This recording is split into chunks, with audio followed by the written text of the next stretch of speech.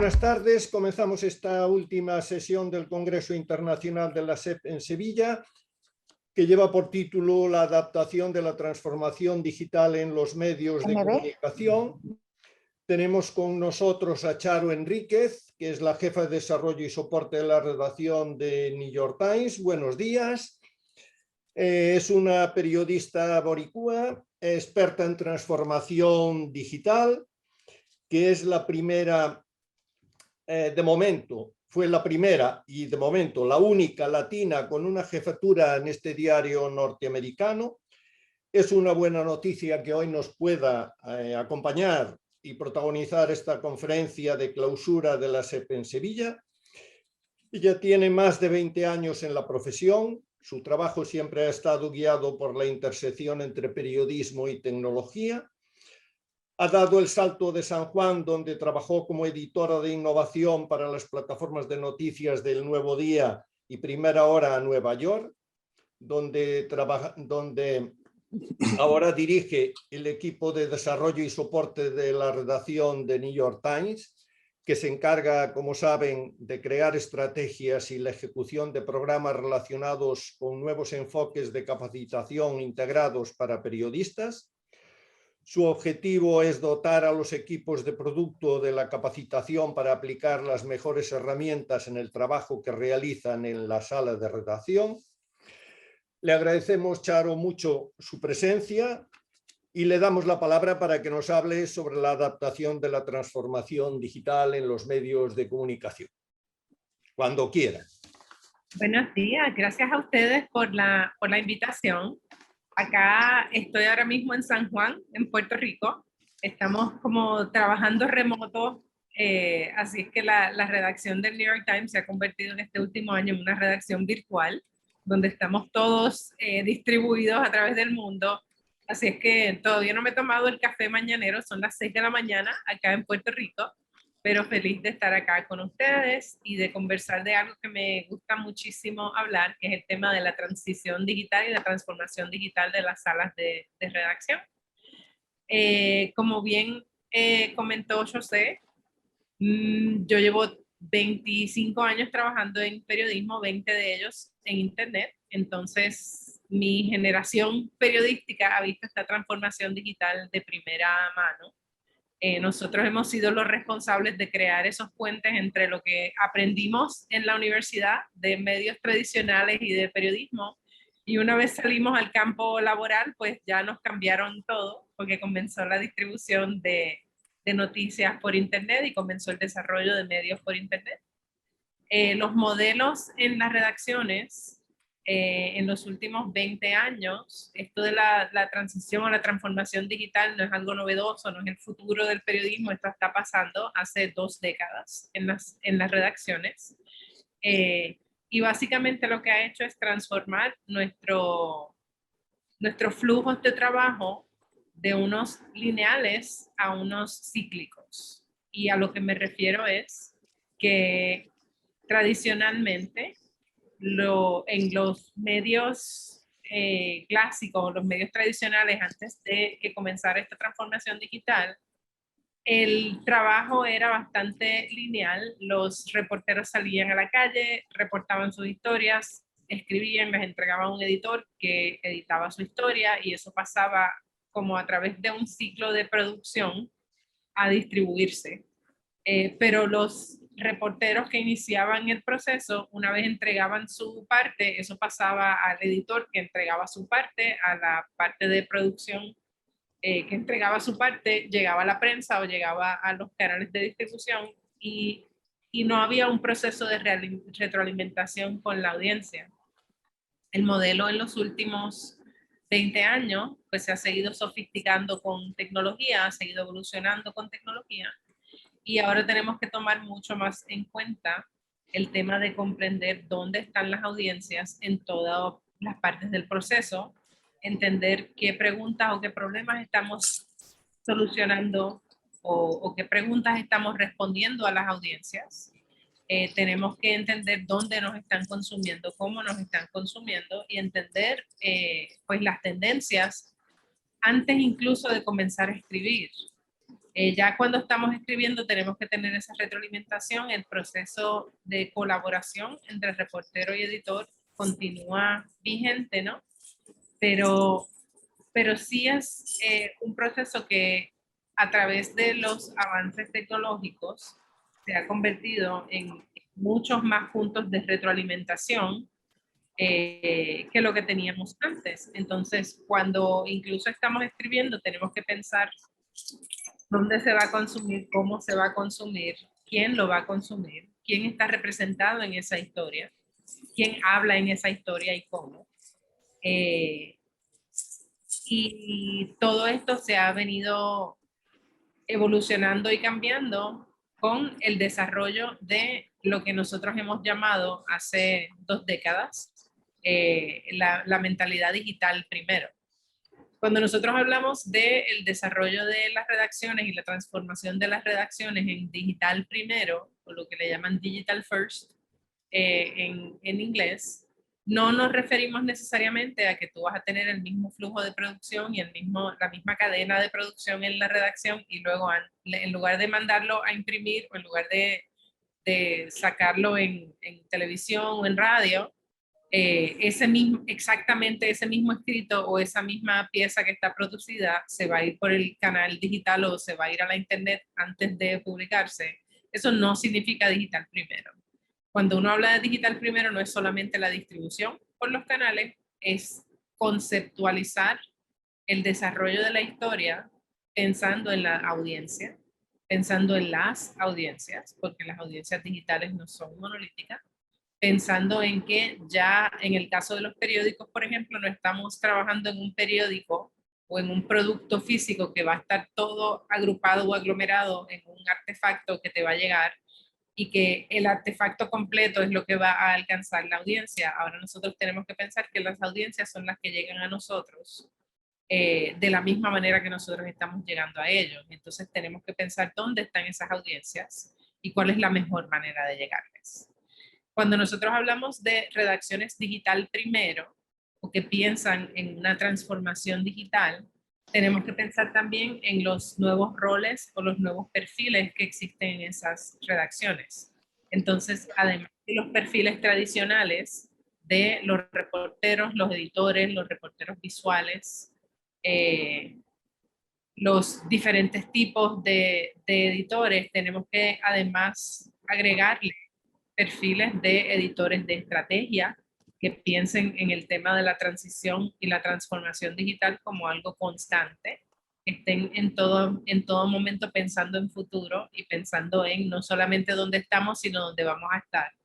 Tenemos que pensar en los editores de audiencias y las disciplinas que componen cuando nosotros hablamos de desarrollo de audiencias y de lo que le llamamos audience development y audience engagement, que son desarrollo y conexión con la audiencia.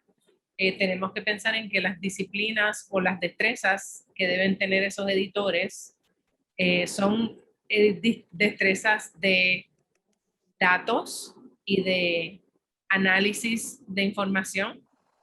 Tenemos que pensar en la optimización para plataformas como motores de búsqueda, como redes sociales. Y tenemos que pensar en el desarrollo de la comunidad y el desarrollo de esa conexión. José, ¿no has dicho nada todavía?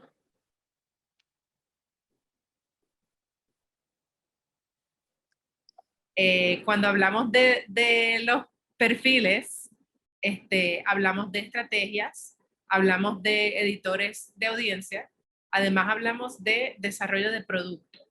Y lo que me refiero con desarrollo de producto es a aplicar destrezas de desarrollo de producto digital, o lo que se llama en inglés product development, que son destrezas tecnológicas o aplicadas a tecnología, pero aplicadas al periodismo. Cuando hablo de editores de producto, me refiero a esos editores que sirven como puente entre el desarrollo tecnológico, el desarrollo de estrategia tecnológica, de herramientas tecnológicas, y ese puente que habla con los diseñadores y los desarrolladores de no solamente las plataformas de distribución digital, del desarrollo de los sitios, del desarrollo de las aplicaciones, de las newsletters, de todos los nuevos productos digitales a través de los cuales llegan las noticias a las audiencias, sino también las herramientas que nosotros utilizamos en las redacciones para desarrollar periodismo, para escribir las historias, para editar las historias. Y esos perfiles y esas personas que entiendan no solamente hablar lenguaje tecnológico, sino hablar también los flujos de trabajo periodísticos y que entiendan esos dos idiomas y se puedan hablar y servir como intérpretes, son necesarios en las redacciones. También cuando hablamos de operaciones o hablamos de flujos de trabajo y de estructura y de proceso, son otro tipo de editores que son el equivalente a lo que es un managing editor o un editor de operaciones, editores de planificación.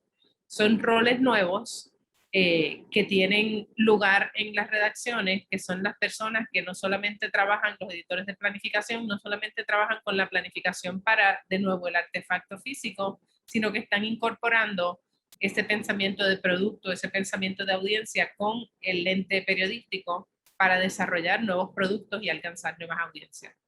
Por último, los perfiles nuevos o los nuevos roles que se desarrollan en las redacciones están equipos como el mío o editores como los que yo trabajo, como con los que yo trabajo, que son editores de capacitación, que son esas personas que vienen un poco con la capacidad de no solamente absorber toda esta información de dónde nos estamos desarrollando, de pensamiento de producto, de pensamiento de audiencia y del pensamiento tecnológico, sino cómo aplicar eso a los fundamentos periodísticos y cómo desarrollar currículos que se acerquen a los periodistas para poder llevar este proceso de transformación o llevar este proceso de desarrollo digital a las redacciones, a ambientes donde tradicionalmente ha habido un poco de resistencia al cambio, pero poco a poco, según han pasando los años, hay más apertura a ello. Tener una persona mínimo dedicado a capacitación es muy necesario para continuar la evolución de las redacciones, porque si capacitar o andar mirando futuro y pensando en cómo nosotros experimentamos o desarrollamos nuevos formatos, desarrollamos nuevos productos dentro de las redacciones, si es trabajo de todo el mundo, se convierte en trabajo un poco de nadie. Así es que deben haber responsables de estrategia, responsables de audiencia, responsables de producto y responsables de capacitación, mirando que esas operaciones o esos procesos y esas estructuras digitales se alineen con la misión periodística para mover hacia adelante nuestra redacción. Cuando hablamos de los cambios o de esta transformación constante en las redacciones, nosotros la ambición que debemos tener es pensar en un ambiente de experimentación constante, donde nosotros vemos que el futuro del periodismo, por un lado, es muy parecido al pasado y a la historia del periodismo, que es la calidad de las informaciones, el rigor periodístico, los fundamentos tradicionales, clásicos que aprendemos desde la universidad, ¿no? Desde la academia, de qué son los fundamentos periodísticos. Ese sigue siendo el futuro del periodismo. Muchas veces a mí me preguntan cuál es el futuro del periodismo y mi contestación suele ser bastante aburrida porque es lo mismo que es el presente y el pasado, que es la calidad informativa, el rigor informativo. Nosotros vivimos en unos espacios digitales donde hay mucho más contenido con el que nosotros tenemos que competir un poco por la atención de las audiencias. Lo importante como periodistas y como medios periodísticos es nosotros continuar la gestión periodística, el rigor periodístico y apostarle a eso, a la calidad de las informaciones y a los procesos, pero hacerlo con un lente de innovación, un lente de audiencia, siempre al servicio de la audiencia y fomentando la experimentación y no quedarnos en como esto siempre lo hemos hecho de esta manera, esta es la manera en que lo vamos a seguir haciendo. Entonces, cuando nosotros hablamos de centrar los procesos en las audiencias, eso viene desde que estamos conceptualizando las historias a través de toda la parte del proceso hasta su distribución y más allá de la distribución de las informaciones, luego en la retroalimentación o cómo nosotros escuchamos y vamos formando esa comunidad. Las redacciones nuevas o las redacciones de futuro son esas redacciones que están apostándole a salir un poco de los esquemas de flujos de trabajo, de operaciones, de formatos, de roles, que son ya lo que nosotros venimos haciendo históricamente. Entonces, esto significa que el cambio tiene que ocurrir en todos los niveles. Las redacciones también son sitios muy jerárquicos, donde nosotros tenemos unas estructuras de liderazgo que se han mantenido bastante estables a través de la historia de las redacciones. Y los flujos de trabajo pues suelen ser del tope hacia abajo y las asignaciones vienen del tope hacia abajo y los trabajos luego entonces vienen de abajo hacia arriba, pero hay una jerarquía bastante definida tradicionalmente en las redacciones, lo que significa trabajar en una redacción de innovación o con un lente de innovación o una transformación digital, significa que también el liderazgo en las redacciones tiene que cambiar y tiene que evolucionar. Entonces, los nuevos líderes de redacciones tienen que tener no solamente destrezas periodísticas muy fuertes, que es lo que tradicionalmente en las redacciones se busca y se respeta y se valora. El liderazgo en las redacciones desde hace unos años y mirando hacia el futuro, tiene que cambiar también los perfiles que tienes ubicados en posiciones de liderazgo, que entiendan y que valoren las plataformas digitales, no solamente como apuesta al futuro, sino como el presente, donde estamos y donde nos estamos dedicando. Entonces, ¿qué significa esto? Tenemos que desarrollar líderes nuevos, tenemos que desarrollar destrezas de liderazgo en personas que tienen destrezas digitales y destrezas digitales en personas que están en posiciones de liderazgo para poder continuar evolucionando la transición de los medios. ¿Qué significa esto? Significa que no solamente tenemos un rol internamente a las personas que trabajamos en capacitación y que trabajamos en desarrollo en redacciones y que trabajamos en roles en innovación, sino que también hay un rol importante en la academia, que es desarrollar no solamente nuevos periodistas, sino desarrollar nuevos líderes y entender cuál es la visión de futuro, entender destrezas como producto, destrezas tecnológicas, y no me refiero necesariamente a que los periodistas ahora todos tendremos que escribir código y tenemos que aprender a programar y a desarrollar, sino por lo menos hablar lenguaje común, por lo menos tener un entendimiento común de las disciplinas y no tener un silo y una separación entre allá están los que trabajan en digital y acá son los que estamos haciendo periodismo, porque el periodismo digital no solamente lleva aquí 2 décadas, sino que va a seguir evolucionando. Las nuevas plataformas van a seguir saliendo. Tiene que haber personas en las redacciones que estén pensando y cómo llevamos periodismo a esta plataforma nueva. Y no tenemos que apostarle a todos los TikTok, los Clubhouses, todas las plataformas que salgan. No son necesariamente un vehículo para periodismo, pero sí tenemos que tener muy presente que debe haber alguien mirando hacia adelante y mirando hacia dónde vamos a estar para planificar y prepararnos según vamos trabajando en nuestro día a día. Los periodistas somos muy curiosos, pero no siempre somos muy curiosos sobre el futuro de nuestra industria. Por eso a veces nos ha tomado por sorpresa el cambio, por eso a veces la disrupción o la transformación digital y de formatos digitales ha sido tan dolorosa o ha sido tan accidentada, porque no hemos aplicado nuestra curiosidad periodística a entender el futuro de nuestra industria. Y siempre debemos estar mirando hacia adelante y con un ojo en lo que estamos haciendo y un ojo hacia dónde vamos a ir para preparar y para que seguir poniendo las vías y que el tren pueda seguir corriendo. Entonces, la base y el fundamento del periodismo es el mismo y no va a cambiar. La calidad del periodismo y el rigor del periodismo no cambia. Lo que cambia es el lente a través del cual los miramos, las herramientas que estamos usando y que vamos a seguir usando. Y el rol o el lugar que ocupan nuestras audiencias y el lugar que ocupa la tecnología, la velocidad con la que se desarrolla la tecnología y cómo nosotros tenemos que seguir adaptándonos a ese cambio.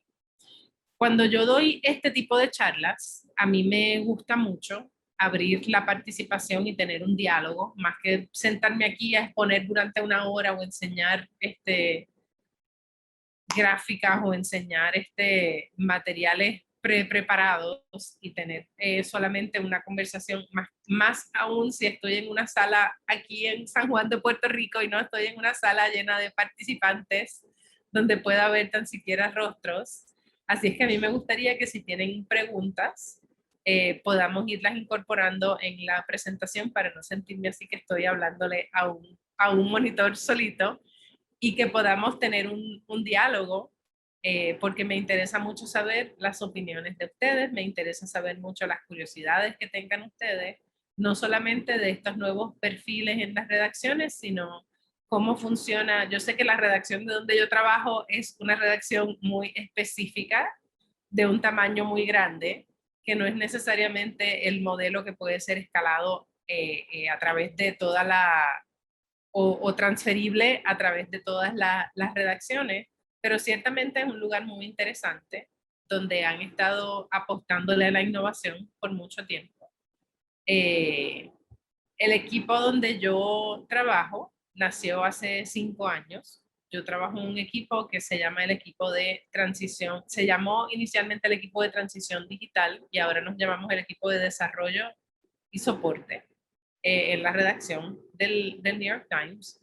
Y este equipo nace precisamente basado en la necesidad delineada en el reporte de innovación que salió hace unos 5 o 6 años. El famoso reporte de innovación, ese que se supone que fuera secreto del New York Times y luego se filtró en un sitio y toda la internet supo de las carencias y las necesidades del New York Times y luego entonces ya se hizo público. Parte de ese informe reveló la necesidad de tener una posición o un equipo de estrategia para que esto no fuera un reporte aislado y hubiese personas pensando en el futuro constantemente. Como parte de ese ejercicio estratégico, se identifica que no solamente el Times necesitaba incorporar nuevos perfiles digitales contratando personas como yo, que tenían un trasfondo digital y estaban ya no en una posición de comenzar su carrera o de nativo digital, sino una persona que ya llevaba 15, 20 años de trayectoria, que ya son líderes en digital y comenzar a abrirle puertas a más personas con perfiles tradicionalmente digitales. Pero no solamente la necesidad de traer personas digitales a la redacción, sino de capacitar a los periodistas de la redacción del New York Times a pensar diferente. Entonces, luego me gustaría saber un poco la visión de ustedes y las preguntas que tienen. Ya veo que hay algunas preguntas en el chat y me encantaría tener un diálogo y comenzar a responder preguntas porque sé que el equipo donde yo trabajo es un equipo muy particular porque no existe en ninguna otra redacción con esta configuración. Y nada, me gustaría saber si hay si hay preguntas que podamos comenzar ya a incorporar.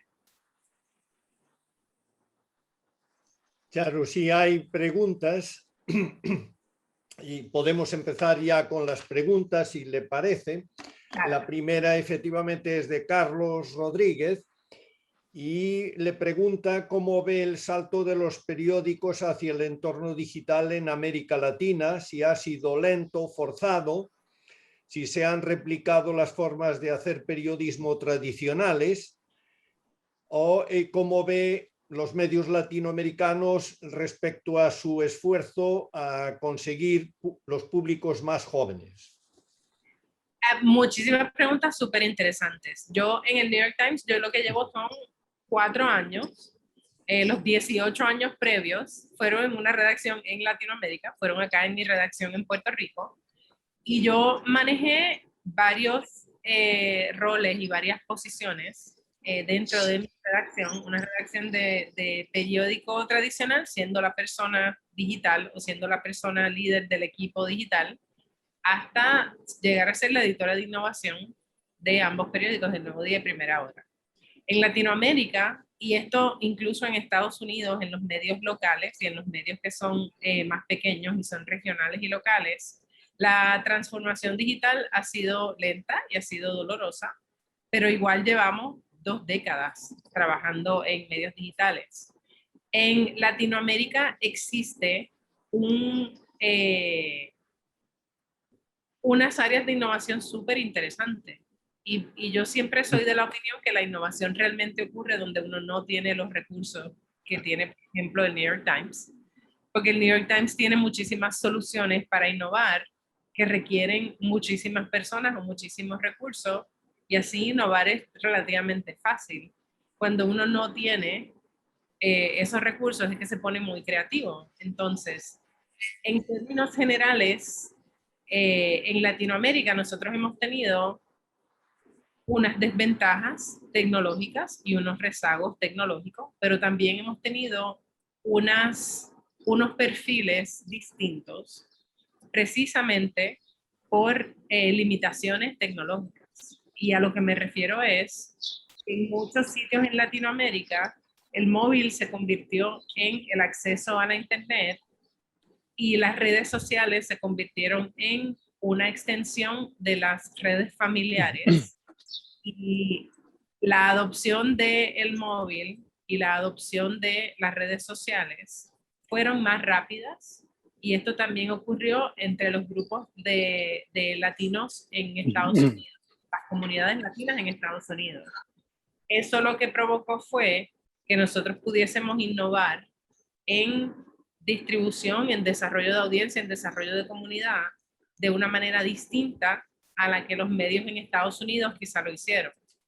Nosotros, por ejemplo, en nuestra región, y esto también ocurre en India y en Asia con otros sistemas de mensajería, pero por ejemplo, la utilización de WhatsApp como un canal de comunicación y de distribución de información es algo que en Estados Unidos no existe mucho.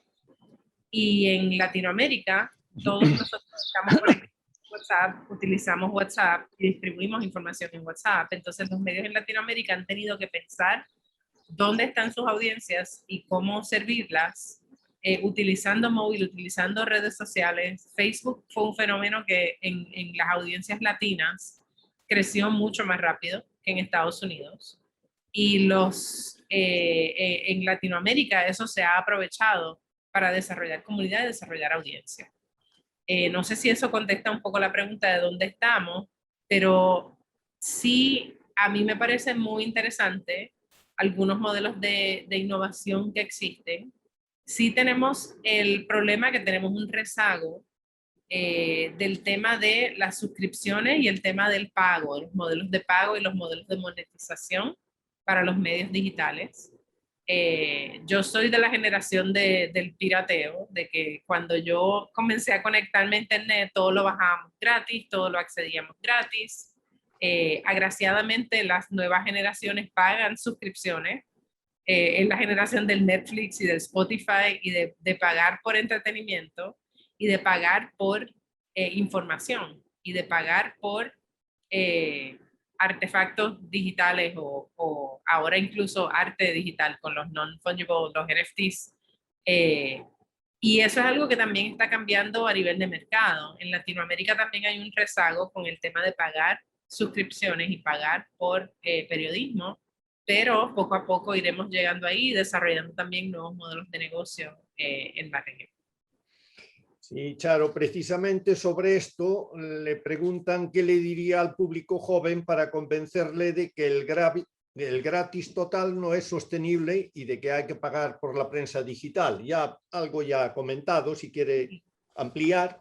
Yo pienso que eso es algo que las generaciones más jóvenes, y esto es bien interesante porque a mí a veces me preguntan sobre el futuro y plataformas futuras e incluso modelos de negocio futuro. Y a mí me parece súper interesante mirar lo que hacen los niños. Una cosa que para mí fue interesante ver de las plataformas de audio y las plataformas de voz fue cuando comenzaron a salir el Amazon y el Echo y el Alexa y el Siri y todos estos asistentes de voz, era ver los niños chiquititos, los míos menos, pero los niños de mis amistades que son aún más chiquitas, cómo le hablaban a las bocinas y le daban instrucciones a las bocinas y hablaban con Siri, hablaban con Alexa, o le daban a un botón en una tableta para hablar con YouTube, para ver sus muñequitos o ver sus caricaturas. Y esa generación ya está subiendo con ese ADN de hablarle a un aparato, a un dispositivo para recibir información de vuelta. Igual para escuchar la información de una manera que mi generación, por ejemplo, no necesariamente le hablaba a un dispositivo para recibir información. Eso a mí lo que me dice es que en el futuro las interfaces de voz, la programación de audio y muchas más cosas que tienen que ver con interacción directa con formatos de voz van a ser una cosa normal. Cuando ese niño que le está diciendo ahora, Alexa, ponme los muñequitos, crezca, va a ser normal para esa persona interactuar con un robot dándole instrucciones de voz de una manera que para mí no lo era. Yo soy de la generación que escribía en un teclado y luego se movió al móvil y esta era mi conducta, no era necesariamente hablar con los aparatos. De la misma manera, los modelos de negocio, a mí me parece súper interesante el desarrollo de todas estas plataformas digitales, de todas estas plataformas de suscripción digital. Particularmente yo miro el fenómeno en Estados Unidos porque es la audiencia con la que yo trabajo directamente, pero mirar, por ejemplo, que un Disney lanza Disney Plus y tiene millones de suscriptores, lo que nos dice a nosotros es que las personas están pagando por cosas que veían antes gratuitamente. Entonces, eso regresa al tema de la calidad periodística, es lo que nos va a distinguir en el futuro de lo que es contenido. La Internet está llena de contenido y llena de desinformación. Nosotros como medios informativos y como medios periodísticos, la responsabilidad de nosotros es levantar y subir esa vara, ¿no? Para nosotros no caer en la producción de contenido por llenar un espacio, sino dedicarnos a el mismo rigor periodístico que hemos tenido y hemos aplicado a nuestra industria por siglos, y apostar a eso y a comprender realmente las necesidades de nuestras audiencias y servir a nuestras audiencias para entonces desarrollar ese hábito de que a la audiencia encontrarle un valor al trabajo que nosotros hacemos y encontrar calidad en el trabajo que nosotros hacemos, paguen por una suscripción, paguen por una membresía, paguen por una afiliación, y ya esas generaciones más jóvenes entren a el mercado de consumo de información o al mercado de consumo periodístico como algo que se paga, no como algo gratuito, porque el periodismo cuesta mucho dinero producirlo. Y nosotros ya tenemos que informarle mejor a las audiencias y educar mejor a esos jóvenes, crear audiencias más sofisticadas y un entendimiento en ellos.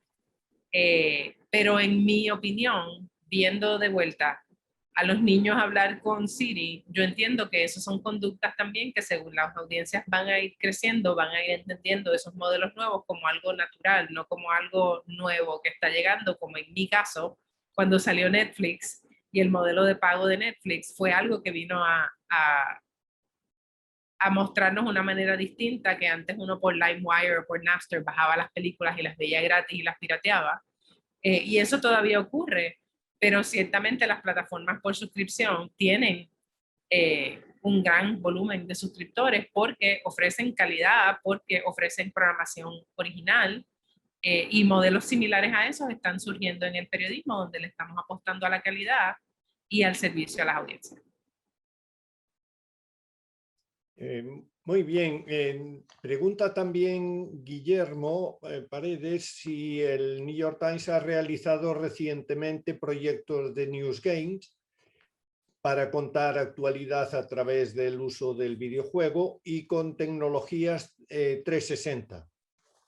Nosotros hemos hecho, tenemos ahora mismo proyectos en el Times hay un equipo de lo que se llama Research and Development, que trabaja con ese tipo de tecnología. En cuanto a gaming, no. Nosotros sí tenemos una sección de juegos donde hacemos transmisiones por Twitch y tenemos una comunidad de juegos que es externa a la redacción, pero sigue siendo un producto de alta calidad. El New York Times tiene sus crucigramas que son muy famosos y hay una comunidad muy fanática de los crucigramas. También tenemos un producto de juegos que se llama Spelling Bee, que también es un producto de uno ir armando palabras con letras, pero no en plataformas de gaming. No que no sea una oportunidad futura, simplemente no estamos allí. Sí hacemos algunas transmisiones por Twitch específicamente de la comunidad de juegos del New York Times y estamos desarrollando más juegos y creciendo más la estrategia de audiencia de esa comunidad. Por el lado de realidad virtual o realidad aumentada o 360, nosotros hemos hecho proyectos específicos. Nosotros hicimos un proyecto con Samsung hace unos cuantos años de video 360 con la tecnología de Samsung y era un proyecto auspiciado precisamente para probar esa tecnología de video 360. Y actualmente tenemos un proyecto de realidad aumentada desarrollando filtros para Instagram que se conectan o están basados en piezas periodísticas. Por ejemplo, hubo un filtro de Instagram que estaba conectado a una cobertura del aniversario del voto para las mujeres en Estados Unidos. Hubo un filtro de Instagram súper interesante de la calidad del aire. Y hubo toda unos reportajes de clima y de calidad del aire, y entonces como parte de esa cobertura se desarrolló un filtro de Instagram que uno podía activar y mirar alrededor y simular la calidad de aire en determinadas ciudades del mundo para poder interactuar con la información de otra manera. Estos son formatos experimentales que no son necesariamente el futuro del periodismo es realidad aumentada o el futuro del periodismo es blanco. No hay necesariamente una respuesta específica para eso, pero sí el Times hace muchos años hizo un producto con Google de realidad virtual donde enviaron a los suscriptores una cajita que uno armaba y hacía unos lentes de realidad virtual, y había una aplicación de New York Times que se llamaba NYT VR. El Times ha estado experimentando con este tipo de formatos de realidad virtual y realidad aumentada hace mucho tiempo. Pero la masificación de la realidad aumentada vino con estos filtros de Snapchat y filtros de Instagram, que lo que ha hecho es poner realidad aumentada en los teléfonos de todo el mundo, que ahora utiliza esos filtros y hay que sí, juegos, o tú puedes hacer desarrollar en esos filtros mundos o visualizaciones en tu propia pantalla, y nosotros estamos incorporando eso también a cobertura periodística, no solamente para que tú veas no sé, muñequitos o cosas bailando alrededor, sino que tenga una aplicación periodística. Estás no te escucho, José. Perdón, nos pregunta también, que quedaba aquí atrás, Breiner, si él hace 10 años predijo el colapso de New York Times por falta de aceptar la realidad del periodismo digital y la fuga de publicidad y los lectores al digital. Y claro, se ha equivocado, pero dice que ¿qué tan difícil es cambiar la cultura? Esa es una pregunta súper interesante porque cuando yo explico a lo que yo me dedico y donde yo trabajo, mucha gente presume que hay muchísima resistencia al cambio, que los jóvenes son mucho más fácil de capacitar que las personas que llevan mucho tiempo trabajando allí. Y ese no necesariamente es el caso. El New York Times lleva en línea 25 años. Entonces, la redacción del New York Times no es ajena a la innovación, no es una redacción, es una redacción muy tradicional porque es una redacción que lleva 168, 69 años allí y tiene unos principios periodísticos bien, bien firmes. Sin embargo, en los últimos, yo llevo 4 años allí, yo diría que a partir del reporte de innovación esto se aceleró. Pero el New York Times ha sido un lugar donde ha habido una apuesta a futuro y una apuesta a Internet al nivel que hace 25 años tienen un sitio web. Entonces, mucha gente predijo el colapso del New York Times, mucha gente predijo el fracaso del modelo de pago cuando se estableció el paywall en el 2012. Y agraciadamente, ese no ha sido el caso. Agraciadamente, aparte de a partir de ese reporte de innovación, cuando se crearon estas áreas específicamente para atender la transición y la transformación digital del New York Times, ha sido un proceso bien acelerado. En el New York Times no existe un equipo de web y un equipo de impreso. Sí existen equipos especializados en la distribución de la información en esas plataformas, pero todos los reporteros y los editores del New York Times trabajan pensando en audiencias digitales primero. Entonces, ese proceso ha sido un proceso evolutivo.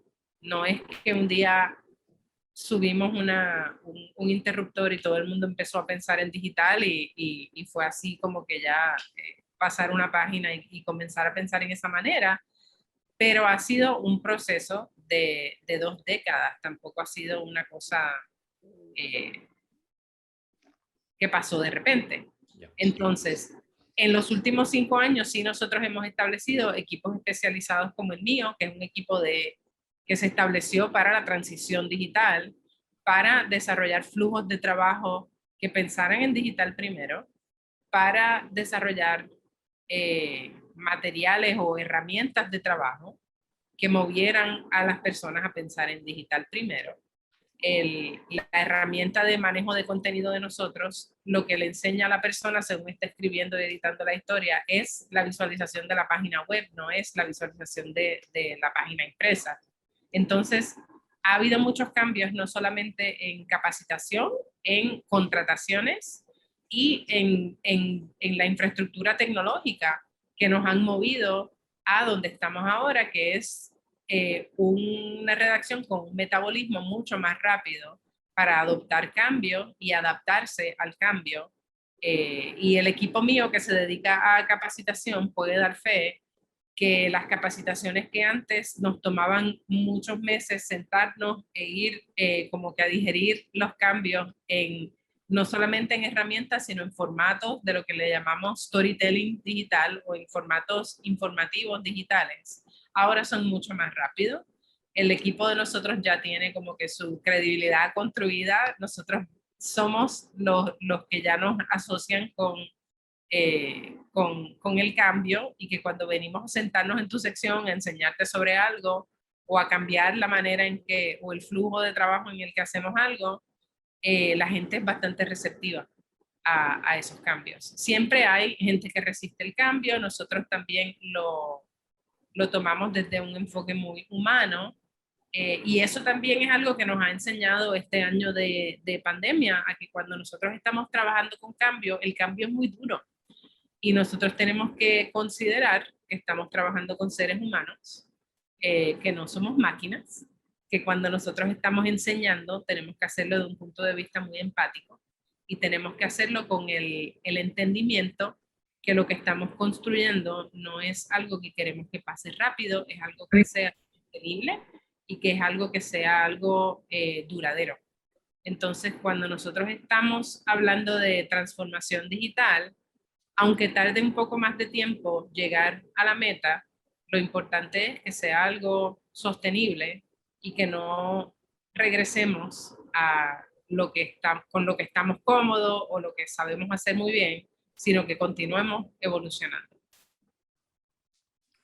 Nos pregunta Teresa Sandoval, le pregunta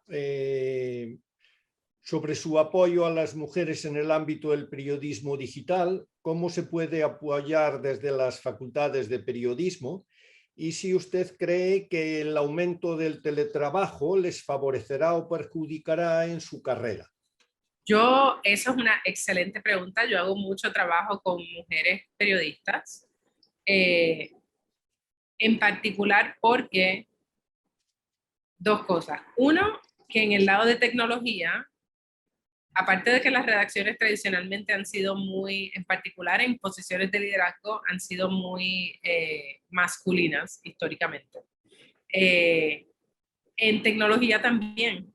Sin embargo, los trabajos de redes sociales, desarrollo de audiencia, plataformas emergentes, muchas veces fueron precisamente mujeres quienes comenzaron a hacer estos trabajos más de manejo de comunidad. Y no solamente mujeres, sino mujeres jóvenes.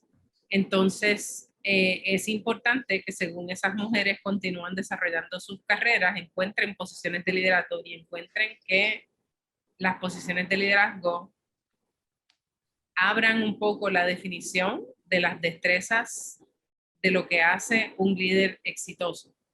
Y mientras más evolucionamos como industria y más entendemos el servicio a la audiencia como algo clave, incluso para desarrollar modelos nuevos de negocio, ese expertise que tienen las personas que han trabajado en comunidad, en redes, en desarrollo de audiencia, es fundamental.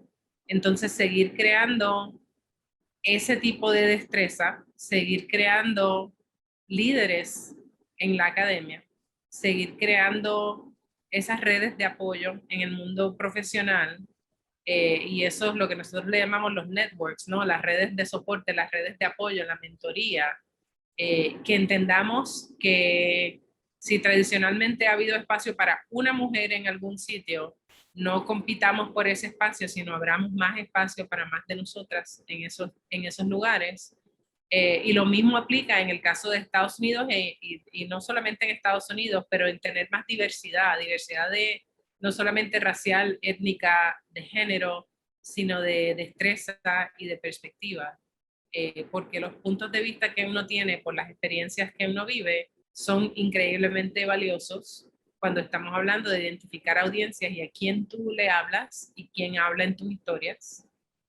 Así que es muy importante uno diversificar todas las áreas de las redacciones, pero en particular las áreas de liderazgo. El teletrabajo para mí es una cosa súper interesante lo que ha pasado en este año, porque incluso redacciones que tradicionalmente pensaban que no podían hacer el trabajo si no estábamos físicamente todos en el mismo espacio, nos hemos visto forzados a adoptar no solamente tecnología, sino a adoptar un poco más de flexibilidad y de balance en la vida personal y profesional, y esperemos que eso sea provechoso. Yo siempre voy a decir para las mujeres, esperemos que sea provechoso para todas las personas, que nos estemos tratando como seres humanos y no como máquinas de producción, y que tengamos un poco un enfoque más humanista ahora que hemos vivido y estamos todavía viviendo una pandemia mientras la estamos cubriendo.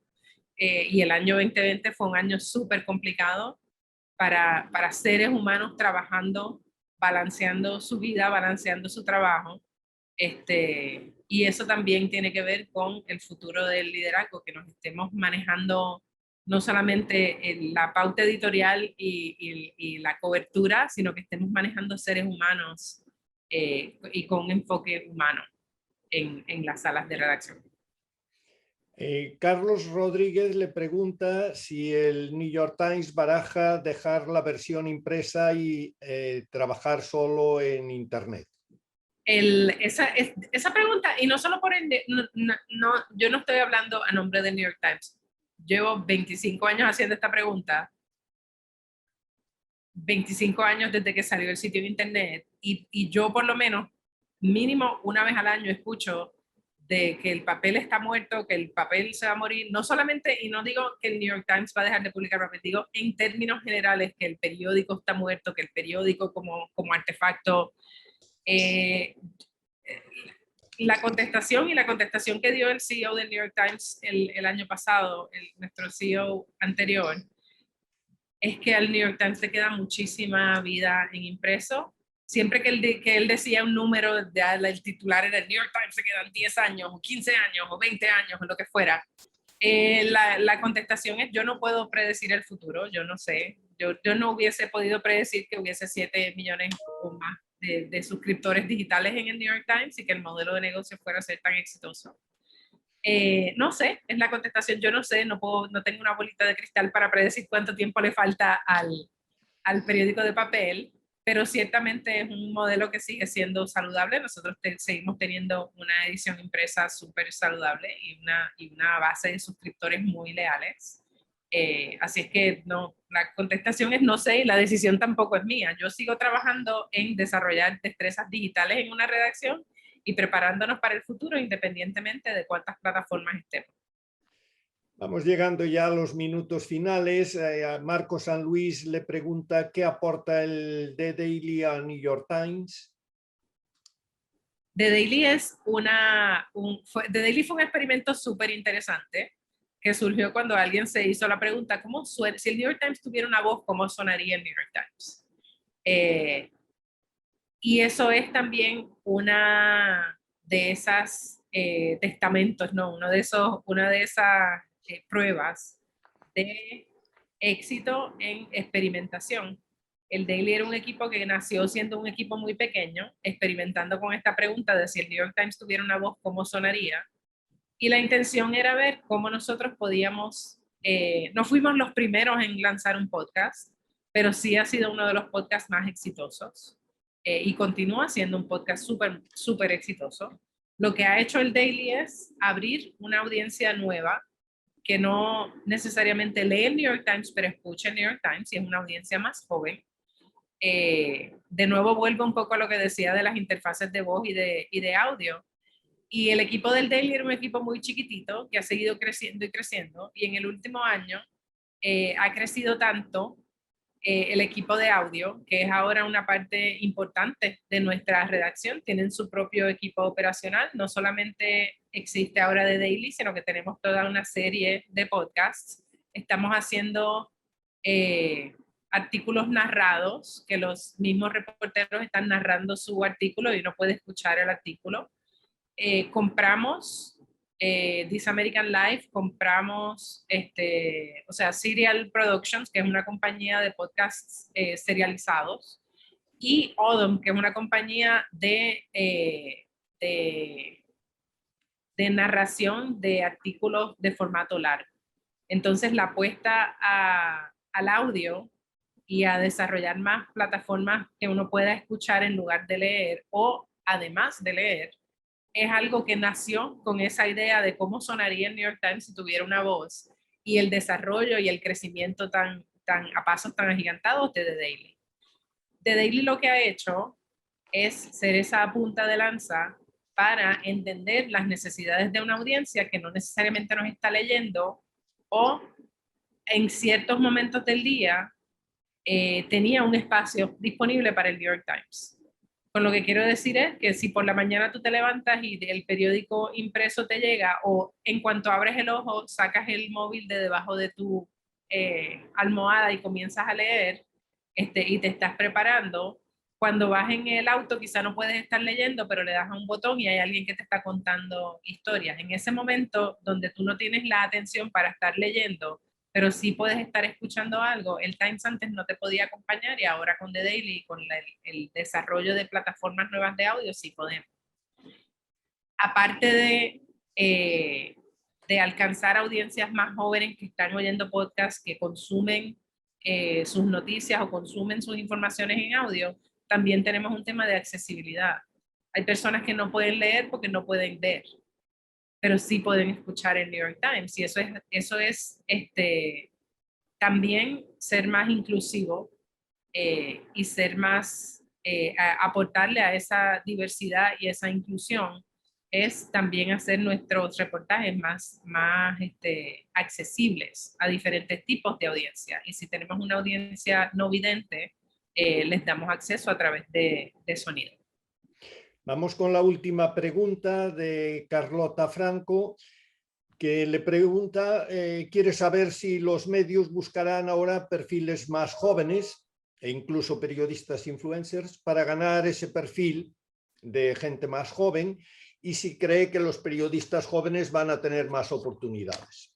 Yo pienso que sí, que no solamente que los medios, sí, pero no significa que todos los viejos nos van a despedir y nos van a sacar, porque precisamente, y me incluyo en los viejos, precisamente para eso es que es importante desarrollar capacitaciones internas, porque de la misma manera que los abogados y los contadores tienen que seguir desarrollando y tomando cursos de educación continua, y los médicos para mantenerse vigentes, es importante que los periodistas hagamos eso también, porque la industria está cambiando, los medios siguen evolucionando, y es importante que nos capacitemos. Sin embargo, para los jóvenes, cuando yo estaba en universidad, a mí me dijeron, no estudies esto porque no va a haber trabajo. Si yo hubiese seguido ese consejo, hubiese tenido una carrera muy aburrida. Yo siempre he tenido trabajos que no existen hasta el momento en que yo los ocupo, y he tenido una carrera bien interesante y un resumen con muchos títulos muy locos, porque las carreras en periodismo han sido, y yo pienso que van a continuar siendo, mucho más flexibles, y el tipo de destrezas que nosotros tenemos que desarrollar y el tipo de roles que nosotros tenemos que desarrollar son roles que tradicionalmente no han existido. Entonces sí, según los jóvenes salen de las universidades, se gradúan, nosotros como educadores, y ahí también me incluyo, tenemos que seguir desarrollando los fundamentos periodísticos, pero enseñándoles a ser flexibles en cuanto a cómo ellos van a cometer sus actos de periodismo en el futuro. Entonces, el tema de los influencers para mí es interesante, y eso podría ser toda una charla.